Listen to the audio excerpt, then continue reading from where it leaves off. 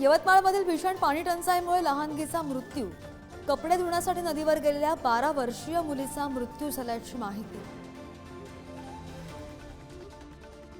उन्हाचा कहर आणि बाष्पीभवनामुळे राज्यावर तीव्र पाणी टंचाईचं संकट।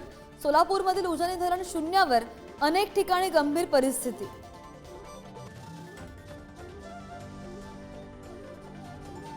पाणी टंचाईची समस्या लोकसंख्या वाढीमुळे उपमुख्यमंत्री अजित पवार यांचं वक्तव्य। 2 पेक्षा जास्त अपत्य नको, दादांचा नागरिकांना सल्ला। बीडमध्ये अमानुषतेचा आणखी एक प्रकार समोर। अंबाजोगाईच्या सेनगावामध्ये लाऊडस्पीकरला विरोध केल्यामुळे वकील तरुणीला बेदम मारहाण। वडगाव पोलिसांमध्ये गुन्हा दाखल। सरपंचांसह 10 आरोपी फरार।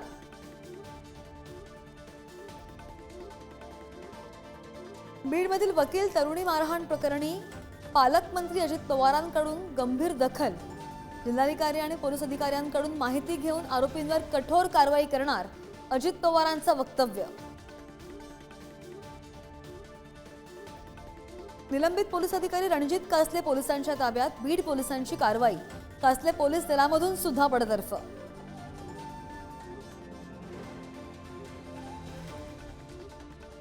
नाशिक दगडफेक प्रकरणाचा राजकीय कनेक्शन उघड। एमआयएमचे शहराध्यक्ष मुख्तार शेख यांना अटक। काँग्रेसचे हनीफ बशीर, ठाकरे सेनेचे निलोफर शेख आणि पवारांच्या राष्ट्रवादीचे आरेफ पटेल फरार। 1500 जणांवर गुन्हे दाखल।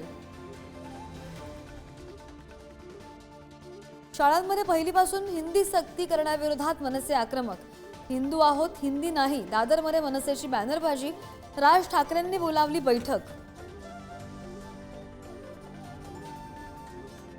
बुलढाणा जिल्ह्यामधील केसगळतीचं संकट संपेना। शेगाव, खामगाव, नांदुरा तालुक्यानंतर आता केसगळतीचा शिरकाव मेहकर तालुक्यामध्ये सुद्धा पाहायला मिळतोय।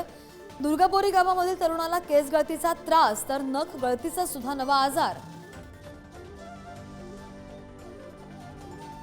मुख्यमंत्री आणि दोनही उपमुख्यमंत्री आज संभाजीनगर दौऱ्यावर असताना ठाकरेंची शिवसेना पाण्याच्या प्रश्नावर आक्रमक। संभाजीनगरच्या मुख्य चौकात करणार आंदोलन। फडणवीस, शिंदे, अजितदादांचा ताफा अडवण्याचा सुद्धा दिला इशारा।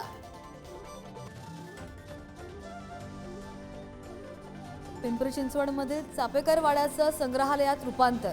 मुख्यमंत्री उपमुख्यमंत्र्यांच्या हस्ते पार पडलं लोकार्पण।